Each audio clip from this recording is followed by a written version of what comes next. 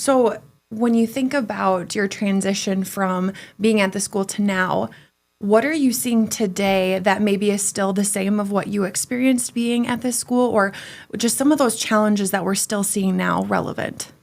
I think one of the things we still see is, especially in our small schools, and it can be urban setting and it can be rural setting, that there's always a challenge to afford a nurse, a challenge for our educators to see that they need a nurse or to know what a school nurse does. And so that has not changed over the years.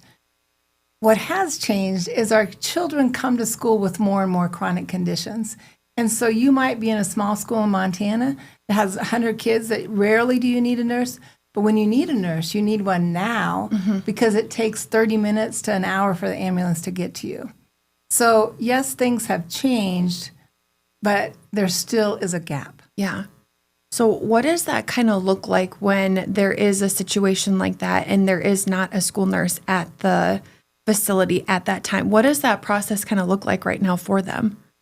Well, and right now for them, what it looks like is waiting. Yeah. And so there's a lot of anxiety because we have, well, one of the things I love about schools is so many times when you don't have a school nurse, who ends up taking up the slack is like a health educational assistant who has basic first aid or a secretary, someone who really is in the school because they want to help the kids. Yeah. Nobody is in education because you make a lot of money. And so when they are put in a situation where there needs to be more in-depth knowledge of health, there's so much anxiety because they are afraid that something bad is going to happen. And it would also hurt them as well as the children and the families. And so there's so much stress. Yeah. There's just a lot of stress. Yeah. So when they do, not only the waiting, but how do they typically manage a situation from that standpoint when you don't have someone to call to? So yes, it's the waiting game, but is it strictly just them calling 911, or is there some situations where they do have someone that can at least take pieces of that? What does the whole kind of scope look like for that? Typically, there's some sort of a first aid training, so it's a basic training that people have, a medication administration training. Although if you don't have a nurse, there's no one to call if the medication isn't right or if you're seeing something. Yeah. And so a lot of times they'll call the parents, which can be a challenge as well, where a nurse might be able to assess and keep a kid in school. Yep. A secretary or a paraprofessional sends the kid home. And so you think about learning days. In that educational setting, learning days are important. You can make up work, but you can never learn the same as if you're in school. No. And can I give you an example? Yeah, absolutely. All Give me right. an example. So a good example is a kid that we had that was in a small school, a really small school, actually about 30 kids. And they were coming every day after lunch. And so the secretary with a bellyache. So the secretary finally, after 5 days or so, she's like, I'm going to bring this kid on, but I know there's nothing the matter with him. He just does not like to go to math. Young kid, 6 maybe. And so the nurse came on, did the assessment, and there was nothing really remarkable that she could see. So she called the parent, and the parent was like, they do the same thing after supper. And so the nurse said, well, maybe you want to take him into the physician and see what's going on. Yeah. Took the kid in. It was really a reflux issue. Got the kid on the right medicine, and then it ended. But that took a different level of assessment than a secretary would have. Yes. And so what the secretary thought, which was nothing the matter with that, it was appropriate, that was school avoidance, but really it was a medical issue. And so that, I always say this example, like when I was in the buildings, I could dress up like a germ, and I could talk about hand washing and keep it engaging 25 and fun. Kids engaged for 20 minutes.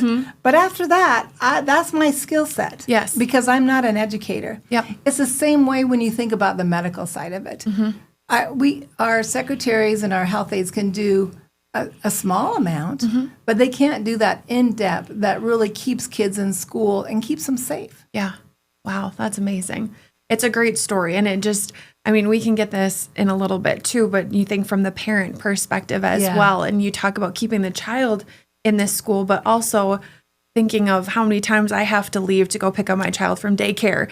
And thinking about that from a school perspective, it's not only do you spend the 1 hour driving to get them, but then you spend the 2 hours getting to the doctor's appointment. So if there's something that you can solve, even at the school, supporting them, it's a big difference. It is a big difference. Yeah. And the other thing we can do, and I know we'll talk about this later too, but is that assessment. Yeah. That we have equipment there that we can really do an assessment. We can look in that throat. We can look in the ears. Yeah. It's not just a FaceTime video visit. It's a true assessment so we can give the parents the best information they Absolutely. have to know, do I need to Yes. leave work and go take them to the doctor? Is this something that I can wait on a little bit? And so we give guidance. Parents always make the final decisions. We're not physicians. We don't diagnose, but we give good, solid guidance. Yeah. Well, and that kind of leads into, we always say from the school health perspective, we want to bridge the gap. Yeah. Can you kind of talk a little bit about, this school health program as a whole and what that means for us to truly bridge the gap within the school via virtual nursing? Yeah, I think to do that, we have to talk about what does a school nurse do, right? Oh, absolutely. So a school nurse is a subspecialty of nursing. And so a school nurse speaks the language of education and the language of medicine. And they bring those two worlds together so that our children can have a good educational experience. Yeah. As well as being safe at school, so accidents, illness, injuries, and then our kids with chronic care needs like type 1 diabetes, asthma, seizures, so it's like that whole piece together. And so some schools don't have any nursing services related to geographical barriers, related to there's no one to hire, related to their size, they can't afford a full-time school nurse. And then we have other schools where they have an on-site nurse, but it was really kind of like my first experience of nursing where you have 5 schools and you can't be at the same place at the same time. Exactly. Yep. And so with those schools, we really come alongside of the schools and partner with the on-site nurse and say, what can we do to help? Sometimes it's doing the paperwork. Sometimes it's seeing the kids when the nurse is out of the building. And then that partnership. That's one of my favorite things that we do is that partnership.